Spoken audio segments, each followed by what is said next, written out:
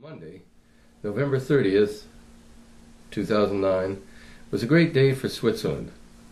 It was a day on which the Swiss politicians were overruled by the Swiss citizens. The politicians, all in favor of multiculturalism, wanted to be sure that Islamization of Switzerland continued on course, and the basically homogeneous nature of the Swiss people, notwithstanding that they speak 4 or 5 different languages, would be broken down by a whole new religion, namely Islam. This is not to say there's anything wrong with Islam, but it wasn't traditional to Switzerland. And the Swiss people had a right to decide for themselves, which most people in the world do not have, because referendum, initiative, and recall is not a common phenomenon throughout the so-called democratic world.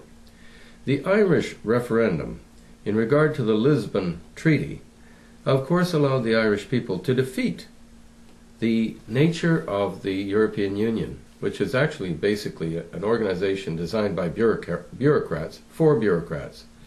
So we have the New World Order idea of bigger and more powerful and more regulatory government, and you have the people on the one hand saying, wait a minute, this is our country, we pay you, you don't rule us, and we have the power through referendum, initiative, and recall to make law and stop you from making bad law.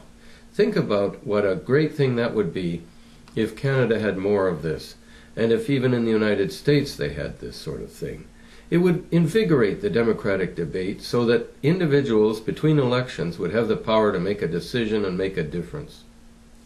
You may recall, if you're a Canadian, that we had a referendum on the Charlottetown Accord, and it was defeated by the people, primarily in Western Canada.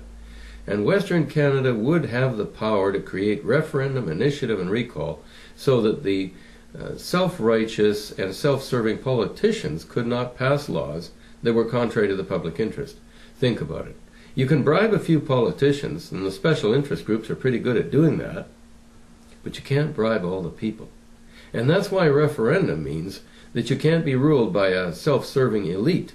You must therefore concern yourself, if you're in politics, with what's the will of the people. And so, the Swiss have demonstrated that if you want to maintain your culture, you want to maintain your language, your traditions, the things that make your country, then you need to have referendum, initiative, and recall. And Western Canada could have it, but will never, ever have it in Canada because the Constitution cannot be amended to give it to us. So that's another tremendously important lesson for us in Western Canada, and another reason why, if we want true democracy, we've got to free the West.